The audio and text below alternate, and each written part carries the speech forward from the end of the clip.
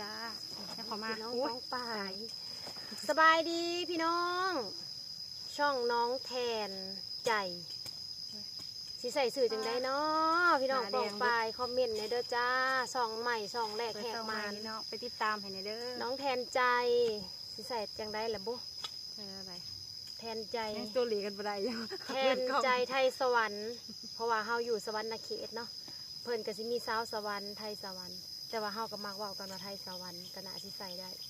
แต่ว่าสาวสวรรค์เนี่ยร้ายแล้วยังหาสื่อส่องบ่พอก็สิใส่สื่อแทนนั่นแหละใส่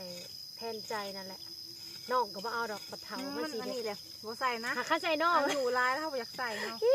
เพรเอิ้นกับน้องแทนน้องแทนสินะอากาศร้อนแห้งพี่น้องเลยฝากเลยเด้อพี่น้องติดตามเด้อมาเบิ่งคำมันดันคลิปสองนี่ไปก็อย่าลืมเห็นแล้วก็กดไลค์กดแชร์ให้แน่กดติดตามเสียหยามักตัวดินเพราะว่ายังบ่ทันได้จักไลค์นะสิได้กำลังจะปล่อยไปนี่แหละ1 ไลค์ 2 ไลค์นี่แหละฝาก FC น้องสุปณีติดตามด้วยพากันเสียหยาเท่าดินพี่น้องเลยลองเบิ่งกล้องใหม่พ่อลองน้องฝ่าซ้ายเสียอยู่จอกข้างหลังฮัลโหลอากาศร้อนแห้งเบิ่งในนามันมีแดดดอกข้างห้อนเนาะเอ้าเนาะมันเอ้าฝนสิโตประจักไปเดี๋ยวสีเสียหยาก่อนพี่น้องปิดหนาปิดตาอีกก่อนเด้อมันร้อนบ่ปิดบ่ได้แฮมหนาเละแหละสีให้เว้แน่สีกระจกเด้อสีให้แน่สีให้น้องแน่ห้องลบลิขสิทธิ์นั่งอยู่ก่อนสวัสดีเด้อพี่น้องสวัสดีซ่องใหม่สบายดีปะลุงป้าคืออย่างกับมันคือวิบากแต่เธอบุหูมันแบบนี้จะได้หรือเอามันเขาเปิดกล้องใหม่ฮะดิมันจะเข้าไปหลังมันบดเสถียรมันคือบดเสถียรเครื่องมันเมื่อกี้มันปวดรออย่างนั้นเป็นวิบากคล้ายกล้องแต่งนะมันเป็นกล้องมันเป็นโทรศัพท์อ่ะกล้องโทรศัพท์มันจะผ่านบ่พี่น้องกล้องเขานี่นะยังไหมไปเอาลองเบิ่งคิดเละแหกมานห้าก็ไม่ต้องออกมันมาตรงกันนะมันจะไม่อยากต่อฝากซ่องในเด้อฝากน้องพ่นห้ากระปุกน้องฝ่าซ้ายบอกฝากซ่องในเด้อพี่น้องเอายังมีผู้ติดตามจักคนมันฝากนะครับฝากติดตามน้องฟ้าใสสาวลาวด้วยติดกันเด้อฟ้าใสสาวลาวหลานสาวแทนใจ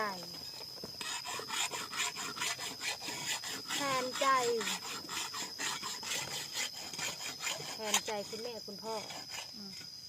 แห้งจนใส่ชื่อแทนใจเห็นพระเจ้าแนวใส่เอาหมวกเขาได้ไปไว้อยู่คุยลูกอย่าบอกกับหมวกพอบางฟ้าใสค่ะอ๋อไอ้ห้องโน้น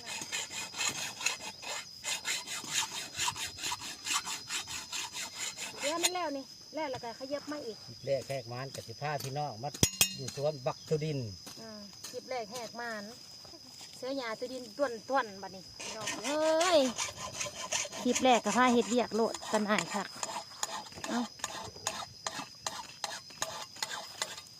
มันเดินอยู่บนนาทีนะทาม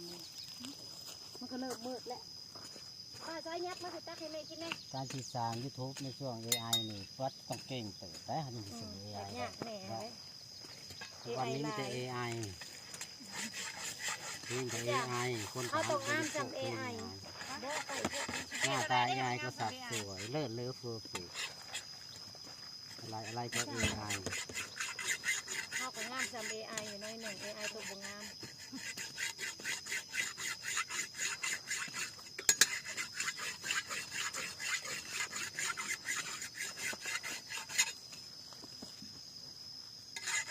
เย็นโพดอันนี้กัน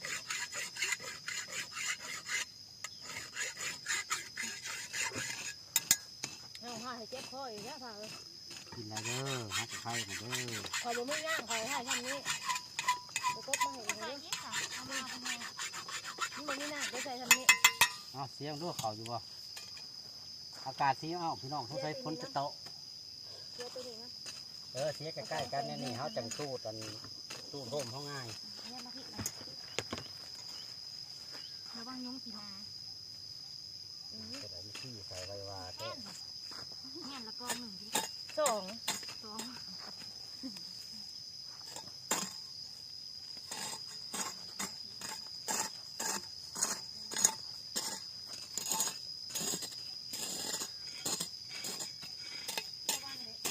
ยาวก็ยาวแต่ยาวไว้ก็ไว้แต่เห็ดน้ำกับบดทันหยาก็ได้เป็นเพื่อเบิดเลย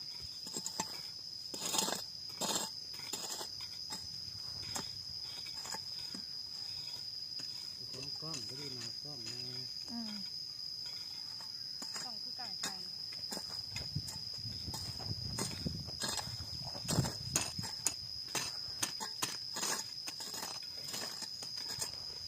เห็นตอนปลูกแล้วก็จะมาเห็นตอนเสียหยา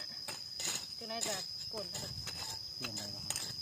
แม่เทียวสิ ให้กลนตีน ขายโลแบบ5 บาท ก็อยากมืดๆนะกล้องเฮานะมืดอันนี้นอนเมื่อแหละมันมืดครับแต่มันเป็นแจ้งอยู่วันเฮาไปเบิ่งนี่บ่มืดไม่มีดอกมันจะไผ่ก็เป็นบ่เที่ยงที่ข้องหมูเลย เพราะว่าข้าวบดแดงไข่อยู่เชื่อเขาก็ประจักษ์ไข่กระหู โหกมาได้บางวัน ซื้อเลยนี่นะเรียนเป็น5 7นี่19,000นี่ เอาเครื่องซับใหม่เลยปะ ถ้าสิเฮ็ดก็ต้องยื่น โตมาก มันบ่มีตังค์จ้ะ จะทำซื้อมาใหายเลยอยู่ บ่ ที่ มีตังค์เลย เจ้าถือก็ต้องถือ ต้องกันอยู่เลย ล่างนี่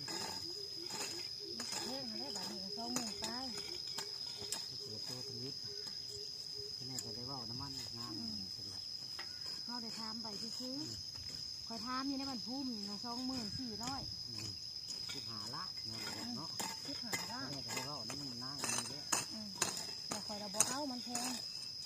เลยให้เจ้าเสร็จถามนางอันนี้มีมันว่าราคานี้รารู้ต่างกันเอาวะ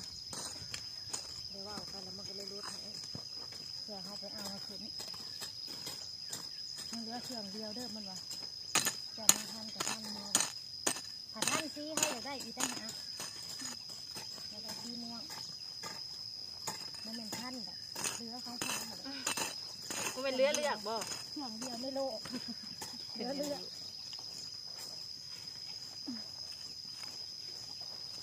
มันคือบ่เห็นหนาเนาะ ไฟฟ้าเนาะ เป็นที่ประตู ใครไปท้องบอก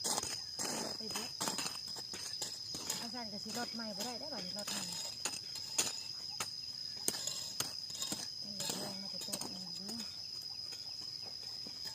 รับตัวมันเกิน ใช่เจ้าว่าสิเฮ็ดหลอดไปขึ้นมาเฮ็ดน้ำมูกใช่เจ้าว่าสิเฮ็ดหลอด ว่ามัน ดู ถ้าที่เกี่ยงถ้าทำมัน ตอนแรกก็เฮ็ด ถ้าทำมันได้คือเราอยู่ว่า ก็เลยจะจัง